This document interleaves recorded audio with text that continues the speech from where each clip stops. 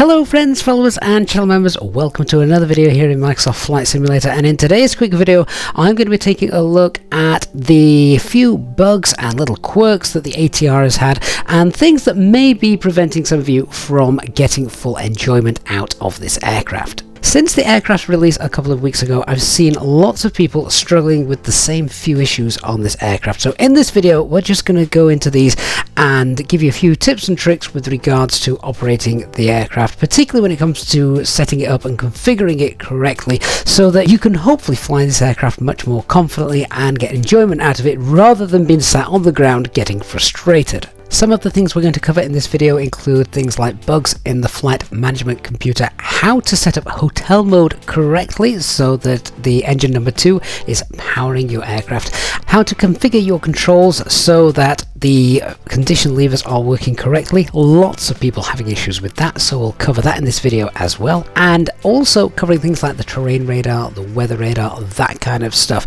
If there is anything you're struggling with in this aircraft that isn't featured in this video, then please do leave a comment down below where either I or other people from our community can come along and hopefully help you out.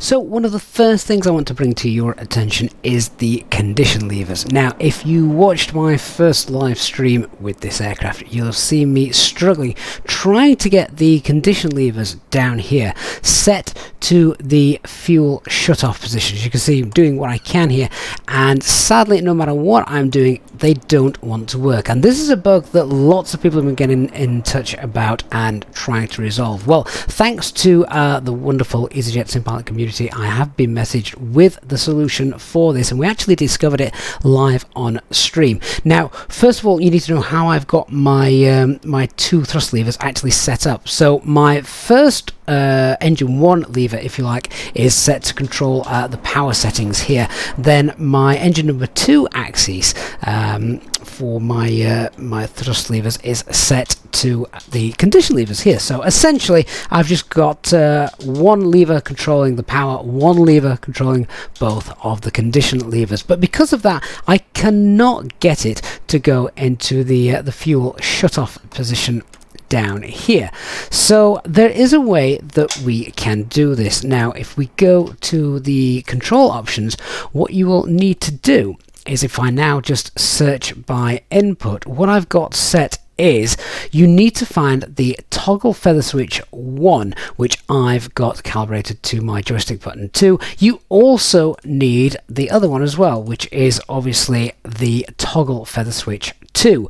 So these are kind of like the key commands that you need in order to be able to get the shut off to work. So toggle feather switch 1 and 2, I've got them now assigned. So if I go to go back to this now, if I press those, what we should get is they should go down to the fuel shut off position, and you can see that seems to work quite well. Occasionally though, if you find they're not working, what you're going to have to do is, if you have got a reverse axis selected, this is in the EFB, so on my throttle setup, so my throttle hardware does have reverser axes. What you're going to need to do is, if you are setting it up the same way as me with engine number 2 controller controlling the condition levers, you need to move that to the reverse axis before you can get to the fuel shut-off buttons, before they will actually work. Of course, if you're not, then obviously you won't have this set, so it should work fine. Hopefully that's the first little tip in this video that will save you a bit of a headache. So the next thing then is having a look at making sure we can correctly start this aircraft using engine number 2 as a almost like a backup generator, because this aircraft doesn't have an APU, so you can use hotel mode. Now, getting hotel mode to start was something that I struggled with, and again, a lot of that was down to the fact that I couldn't select the fuel shut-off. So the correct way to get the aircraft into hotel mode and get the prop lock on is, first of all, make sure that the white lights are obviously extinguished as part of the normal preliminary cockpit check. So if I just go through quickly, get those on.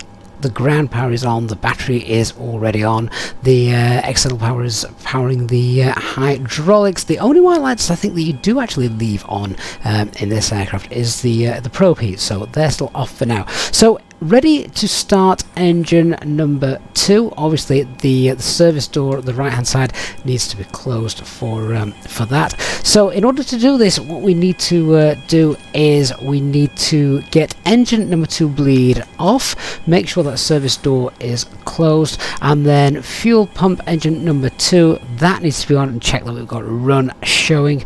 And then it's also considered sort of like a I don't know if this is an international thing, but ready when starting the engine number 2 in hotel mode, they actually pop on the wing lights, and that again lets the ground crew know that that's about to take place.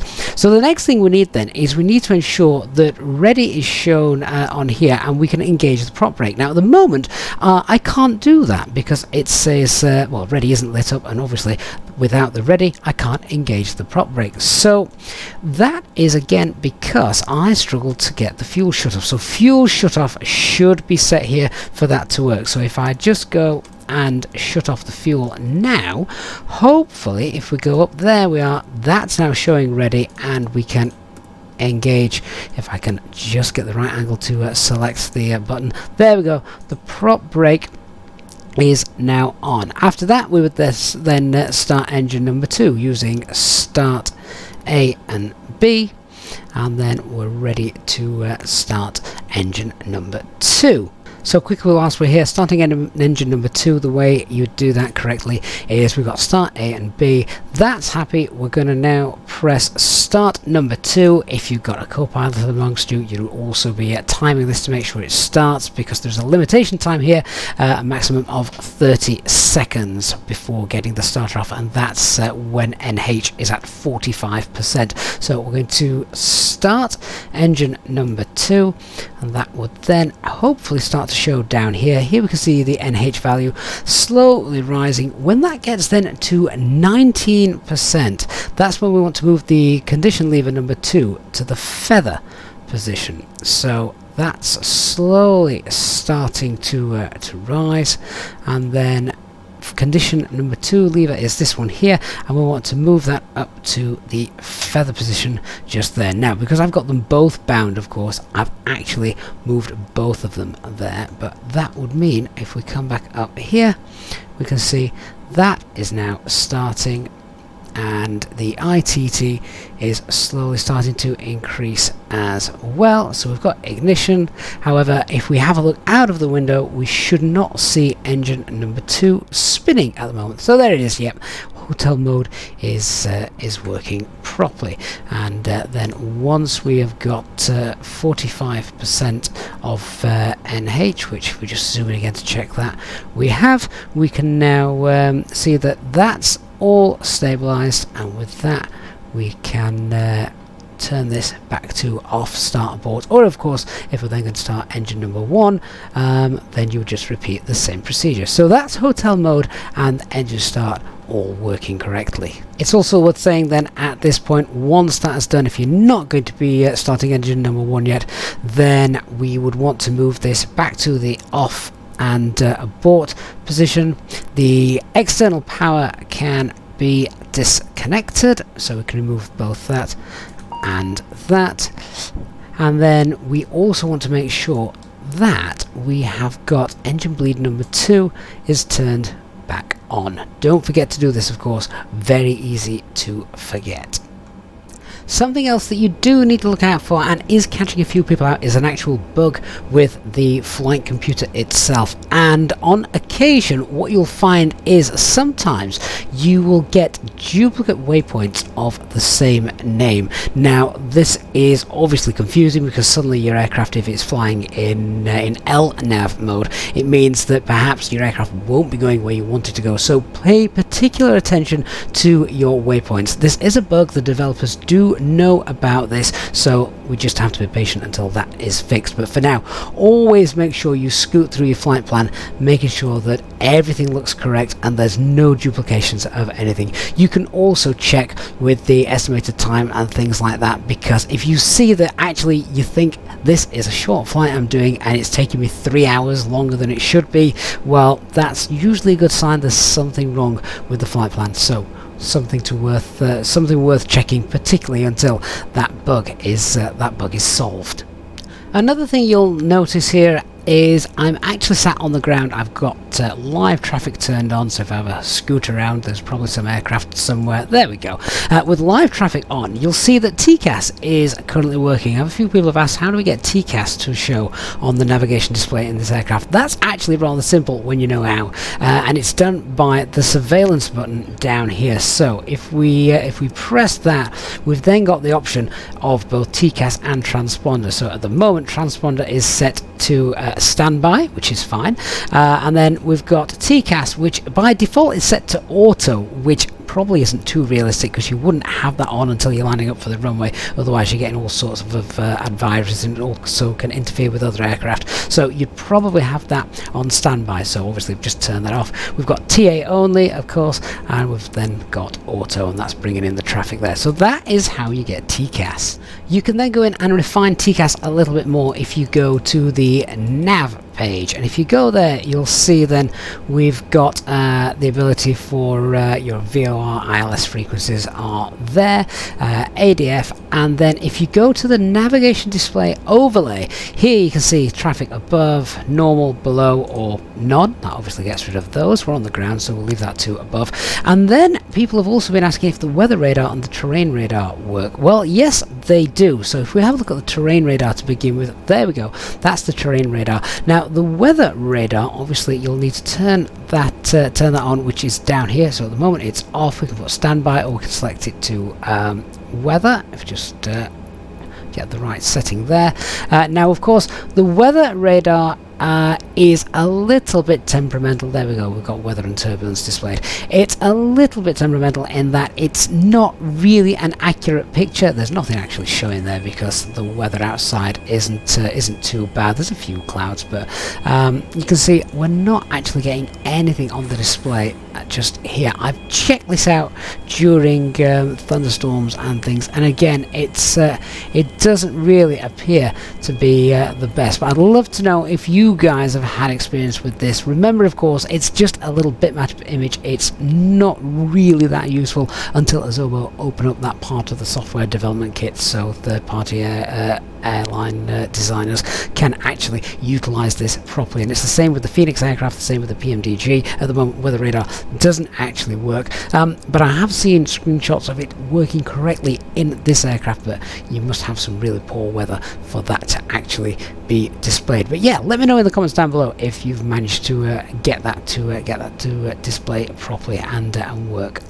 And finally then, after spending a bit of time editing the config file, I've been in and set up what I think are actually some really nice wing views and custom views for this. Now, the file for this will be placed in our Discord and the pilot's briefing room. And just to check these out, you can see we've got the nose view, which I like, but then I found that when setting up custom views, trying to get wing views from the passenger cabin, it was really difficult to actually get your get the camera view anywhere near the actual window. So with a bit of tinkering with the CFG, we've now got much closer views, so almost like you're pressing your head against the window, I guess, but it means that you've got a much clearer view of the props and a good view down below.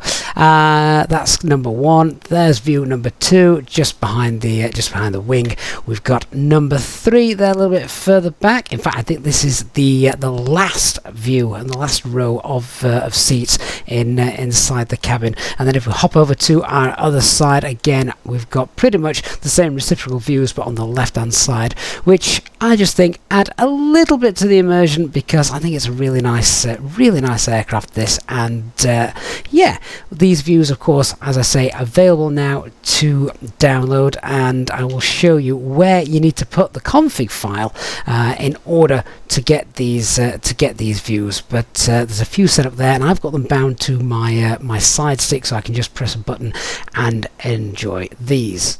If you do download the camera config files that are available on our Discord, so you get these wing views in the ATR, you then need to place it in the following folder. Now, the easiest way to do this, I find, is to locate your community folder. Most people know where that is. Then just jump back a couple of folders to the local cache.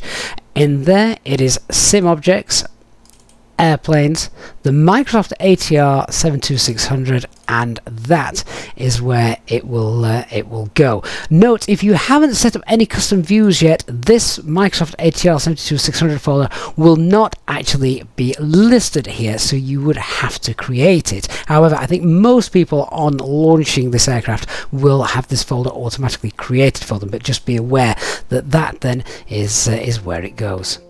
So everyone, thank you so much for watching, and as I said earlier, if you are having any issues with this aircraft which haven't been resolved or answered in this video, then please do leave a question down below in the comments section, and myself or others can hopefully help you out with that. I hope you have found this video useful. However, if you have, please don't forget to leave a like, and of course, if you are new to the channel, don't forget to hit that subscribe button and turn on that notifications bell so you don't miss any future videos or of course live streams content. Thank you so much for watching. I'll see you all again in the next one. Bye bye for now.